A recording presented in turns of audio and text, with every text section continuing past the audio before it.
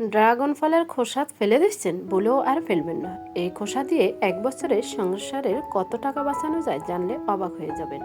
আজ দেখাবো ড্রাগন ফলের খোসার এমন গোপন দুইটি ব্যবহার যা 99% মানুষই জানে না।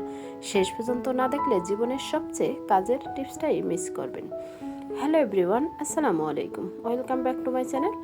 সবাই কেমন আছেন? আশা করি যে যেখানে আছেন সবাই অনেক অনেক ভালো আছেন এবং সুস্থ আছেন। কাছে অথবা দূরে, দেশ অথবা দেশের বাহিরে যে যেখান থেকে ভিডিওটি দেখছেন সবাইকে অসংখ্য ধন্যবাদ। সবার জন্য অনেক অনেক দোয়া এবং শুভকামনা রইল। কথা না বাড়িয়ে চলে যাচ্ছি মূল ভিডিওতে।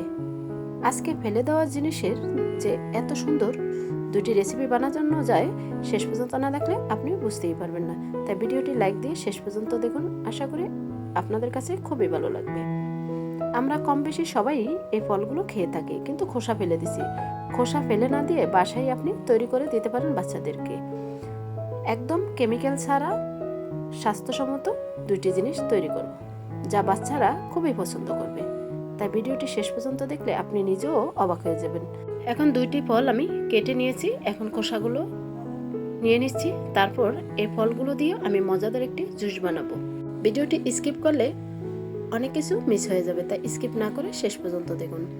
এখন এই ড্রাগন ফলের খোসার উপরে যে পাতার মতো চিহ্নগুলো আছে ওগুলো আমি একটি কাঁচি দিয়ে কেটে নিচ্ছি। তারপরে ছোট ছোট করে আমি কেটে নেব। আজকের ভিডিওটি যদি ভালো লাগে একটি শেয়ার করে সবাইকে দেখার সুযোগ করে দিতে পারেন। আপনাদের একটি শেয়ারে অনেক আপু ভাইয়াদের অনেক অনেক উপকারে আসতে পারে। তাই ভিডিওটি শেয়ার করার জন্য সবাইকে অসংখ্য ধন্যবাদ। দেখতেই পাচ্ছেন খোসাগুলো আমি খুব সুন্দরভাবে উপরে পাতাগুলো ছাড়িয়ে তারপরে নিয়েছি। এখন আমি ছোট ছোট করে কেটে নিব একটা প্লেটে। তারপর পানি পাল্টিয়ে কয়েকবার ধুয়ে নেব। আমি কাটার আগে প্রথমে 2বার ধুয়ে নিয়েছি, তারপরে আবারও কেটেও ধুয়ে নেব। আর এগুলো বানাতে কোনো বাইরের ফুড কালার অথবা আগার আগার পাউডার কোনো কিছুই প্রয়োজন নেই। খুব সুন্দরভাবে দুইটি জিনিস মেশালিয়ে তৈরি হয়ে যাবে একদম ঘরোয়া পদ্ধতিতে। এখন নিয়েছি একটি বাটিতে খোসাগুলো দিয়ে দিচ্ছি।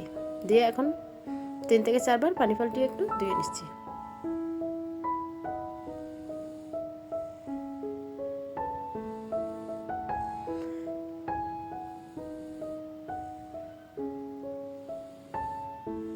তো পানি পাল্টিয়ে ধুয়ে তারপরে আবার পানির সাথে নিয়ে আসলাম। এখন আমি যে প্যানে বানাবো সেই প্যানটা নিয়ে নিচ্ছি। এখন দিয়ে দিচ্ছি এখানে সবটুকু পানি এবং খোসা, তারপরে আবারও হাফ বাটি পানি দিয়ে দিচ্ছি। এখন আমি চুলায় বসিয়ে দিব। তারপর এই ফলগুলো দিয়ে মজাদার একটি জুস বানাবো, যা জুস খেলে কলিজা সেকেন্ডেই ঠান্ডা হয়ে যাবে। তা এখন চুলায় বসিয়ে তারপর কিছুক্ষণ নেড়ে ছেড়ে এখন ঢাকনা দিয়ে তারপর বানিয়ে নিব মজাদার জুস।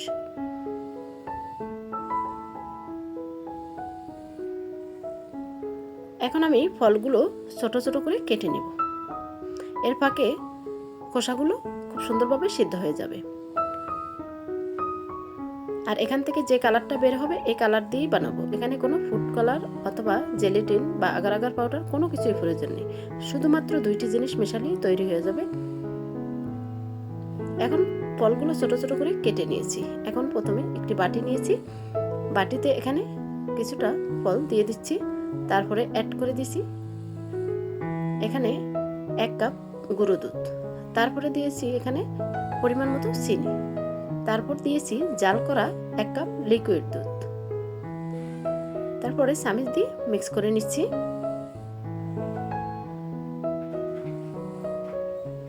এবার বাচ্চাদেরকে খাওয়াতে পারলে অনেক উপকার আসবে, কারণ ড্রাগন ফল শরীরের জন্য অনেক অনেক উপকার।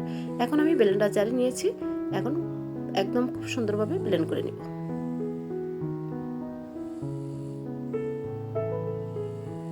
খুব সুন্দরভাবে ব্লেন্ড করে নিয়ে আসছি। এখন আমি পরিবেশন করে নিব। 2টি গ্লাস নিয়েছি।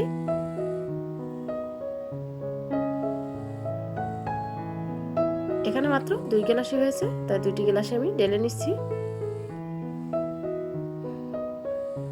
দেখতেই পাচ্ছেন খুব সুন্দরভাবে তৈরি হয়ে গেল মজাদার জুস।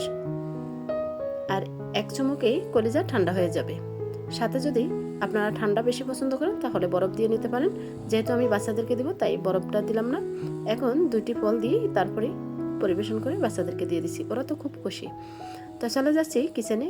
এখানে দেখতেই পাচ্ছেন খোসাগুলো খুব সুন্দরভাবে সিদ্ধ হয়ে গেছে, কালারটাও বের হয়ে আসছে, তাই এখানে আর ফুড কালার দিতে হবে না। এখন নেড়ে চেড়ে নিচ্ছি। তারপরে খোসাগুলো আমি পানি থেকে ছেঁকে নেব। আশা করি আজকের ভিডিওটি দেখলে আপনাদেরও অনেক অনেক কাজে লাগবে। তো এক এক করে পানি থেকে খোসাগুলো সরিয়ে নিচ্ছি।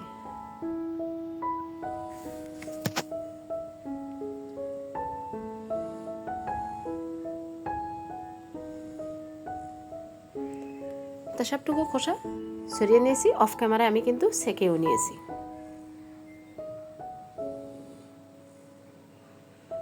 এখন আমি অ্যাড করে দিব এখানে 1 কাপ চিনি।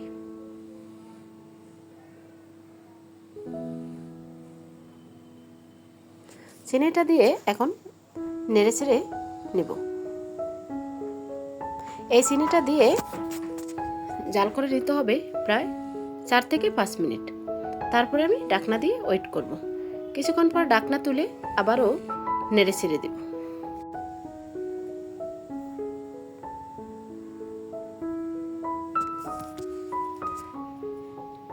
এইভাবেই বানিয়ে নিতে হবে খুবই মজাদার জেলি এবং চকলেট।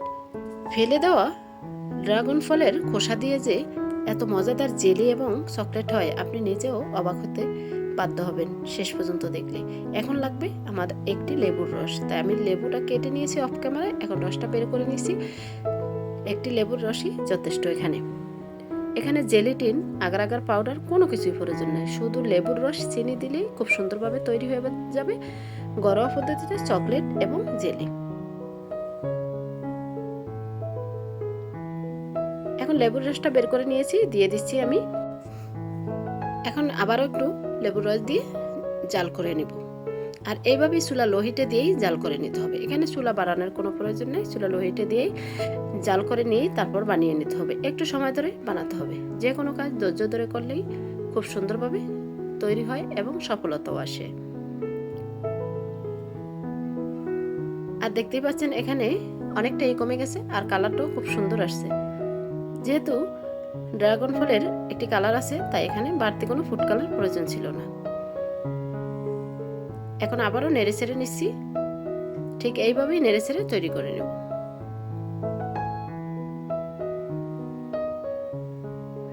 বন্ধুরা, আমার চ্যানেলে নতুন হলে চ্যানেলটি সাবস্ক্রাইব করে বেল অন করে রাখতে পারেন নিত্য নতুন টিপস এবং রেসিপি পাওয়ার জন্য। আর সবাইকে অসংখ্য ধন্যবাদ এত সুন্দর সুন্দর মন্তব্য করার জন্য। জেলি অথবা চকলেট বানানোর জন্য পারফেক্টভাবে কিভাবে জমে গেছে বুঝবেন যে, সেটাও আমি বলে দিচ্ছি। একটা বাটিতে প্রথমে পানি নেবেন, তারপরে আপনি 2 ফোঁটা দিয়ে দেখবেন। যদি দেখেন বাটিতে নিচে জমে গেছে, তাহলেই বুঝবেন যে পারফেক্টভাবে হয়ে গেছে। আর যদি পানির সাথে মিশে যায়, তাহলে আবারও কিছুক্ষণ জাল করে নেবেন। দেখতেই পাচ্ছেন আমি পানিতে দিয়ে দিচ্ছি, নিচে কিন্তু জমে গেছে। এখন বুঝতে হবে যে আমাদের পারফেক্টভাবে তৈরি হয়ে গেছে মজাদার জেলি এবং চকলেট। 2বারই আমি দিয়ে দেখিয়ে দিছি আপনাদের সুবিধার্থে। এখন আমি চুলাটা অফ করে নেড়ে ছেড়ে নিব। আর গরম থাকা অবস্থায় আপনার সেট করতে হবে চকলেটের মোল্ড থাকলে। আর যদি না থাকে, তখন হালকা একটু ঠান্ডা হলে আপনি হাত দিয়েও চকলেটের শেপ করে নিতে পারবেন। আর একটি বাটিতেও ঢেলে জেলের জন্য সেট করে নিতে পারবেন।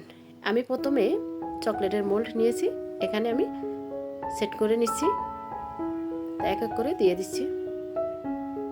খেতে কিন্তু ভীষণ টেস্টি, চাইলে আপনারাও ট্রাই করে দেখতে পারেন।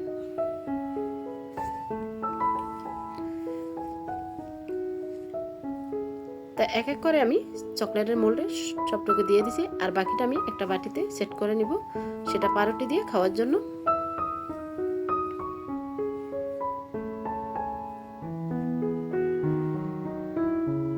এখন ঠান্ডা হয়ে গেলে আমি নর্মাল ফ্রিজে রেখে দেবো 3 থেকে 4 ঘন্টা পর্যন্ত। এখন বাকিটুকু আমি একটি বাটিতে সেট করে নিচ্ছি, এটা পাউরুটি দিয়ে খাওয়ার জন্য। 2 থেকে 3 ঘন্টার জন্য রেস্টে রেখে দিয়ে তারপরে পাউরুটি দিয়ে খেতে পারবেন।